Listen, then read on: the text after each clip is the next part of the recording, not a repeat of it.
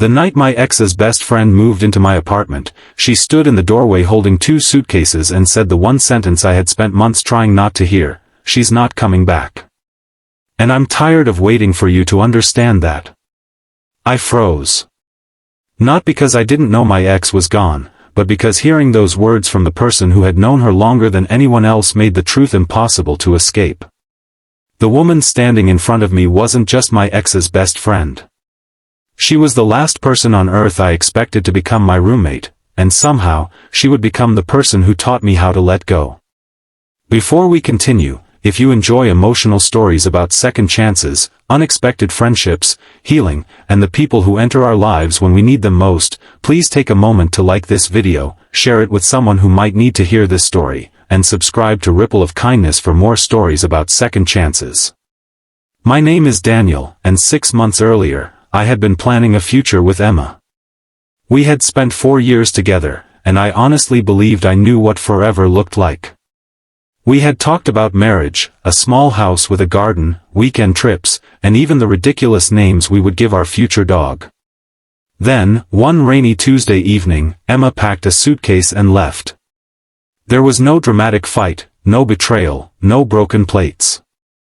Just silence, tears, and a sentence that kept replaying in my head: "Daniel, I love you, but I can't keep waiting for you to become someone who knows how to love me back." I thought she would return. I convinced myself that people needed time after making emotional decisions. I kept her photographs on the shelf. I refused to move her things from the closet. I even left her favorite mug beside the coffee machine, as if she might walk through the door one morning and complain that I had made the coffee too strong. For 6 months, I lived inside that illusion. Then came Sophie. Sophie had been Emma's best friend since college. She knew every embarrassing story about Emma, every childhood fear, every dream, and every secret she had never told me. When she arrived at my apartment that evening, I immediately assumed something terrible had happened. Instead, she explained that her lease had ended unexpectedly and she needed a temporary place to stay. She had nowhere else to go, and despite everything, I couldn't tell her no. The first few days were painfully awkward. We avoided each other whenever possible. Sophie stayed mostly in her room, while I continued living like a man waiting for a train that had already left the station. But slowly, something strange happened. We started talking. At first, it was about ordinary things. Grocery lists. Electricity bills. Who had forgotten to buy milk? Then one night, during a power outage, we sat on the living room floor with candles between us. The darkness made the apartment feel smaller, quieter, almost honest. Sophie looked around at the untouched photographs and the boxes of Emma's belongings and finally told me what I had refused to accept. Emma wasn't coming back. She told me Emma had tried to explain it many times before leaving. Emma hadn't stopped loving me overnight. She had simply become exhausted from feeling alone while standing beside someone she loved. She had waited for me to notice the distance between us. She had waited for me to ask what she needed. And when I finally realized something was wrong, it had already been too late. I wanted to be angry at Sophie, but I couldn't. Every word hurt because somewhere inside me, I knew it was true. That night, I went into Emma's old room for the first time in months. I opened the closet and touched the blue sweater she always wore when she was cold. I found an old photograph of us at the beach, both of us laughing because the wind had destroyed our picnic. For the first time, I didn't imagine Emma coming back. I simply missed her. And there was a difference.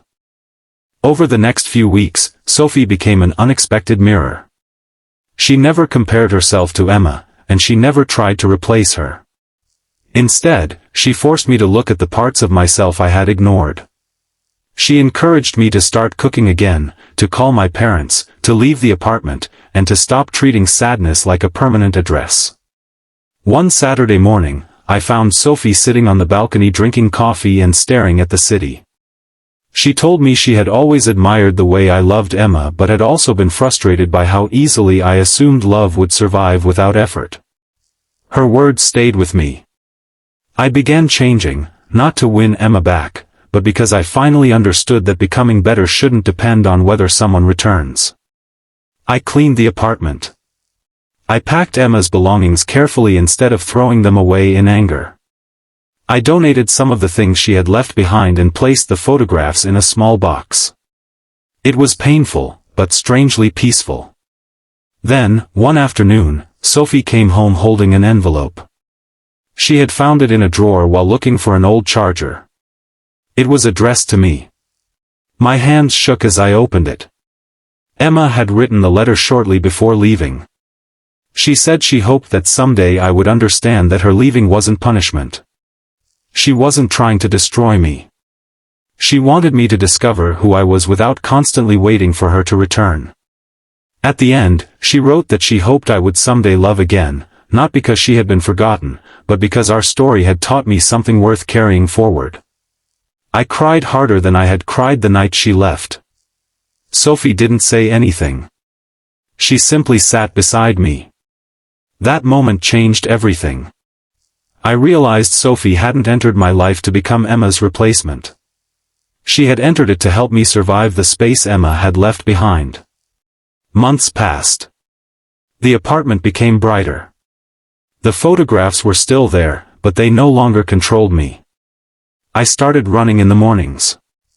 I learned how to cook more than 3 meals. I reconnected with old friends. I began laughing without feeling guilty afterward. And Sophie changed too. One evening, we stood on the balcony watching the sunset. She told me she had decided to move into her own place. She had finally saved enough money and found a small apartment across town. For some reason, hearing that hurt. Not because I was afraid of being alone again, but because somewhere along the way, the person who had once been a stranger had become part of my everyday life. I realized I cared about her. But I also knew that healing required honesty. Sophie wasn't Emma. She never needed to be. And I didn't want to turn another person into an answer to an old question. So when she moved out, we hugged goodbye, both of us smiling through tears. She promised that our friendship would continue, and I promised that I wouldn't disappear into another relationship before learning how to stand on my own. A year later, I saw Emma again. It happened unexpectedly at a coffee shop. For a moment, the old ache returned. But it wasn't the same pain. I wasn't desperate. I wasn't waiting. I wasn't secretly hoping she would say she had made a mistake. We talked for almost an hour. She told me she was happy. I told her I was too. And when we said goodbye, I finally understood something I should have understood much earlier. Some people leave your life not because the love was meaningless, but because the chapter has ended. And sometimes, the person who helps you turn the page isn't the person you expected. Sophie had arrived carrying 2 suitcases and a painful truth. She left carrying her own dreams, while I was finally carrying mine. Months later, I met someone new. Her name wasn't Emma. And for the first time, that didn't scare me. It gave me hope. Because I finally knew that love wasn't about holding someone so tightly that they could never leave. Love was about listening, growing, choosing each other, and understanding that another person's heart was never something you were entitled to own. If this story touched your heart, please like the video, share it with someone who may be struggling to let go, and subscribe to Ripple of Kindness. Sometimes one small story can remind someone that their life isn't over just because one chapter ended. And before you go, I want to ask you something from the heart. Comment, "I'm ready for my next chapter," if you believe that letting go can sometimes be the beginning of something beautiful. Because sometimes, the person who leaves isn't taking your future with them. Sometimes, they're simply making room for you to finally find it.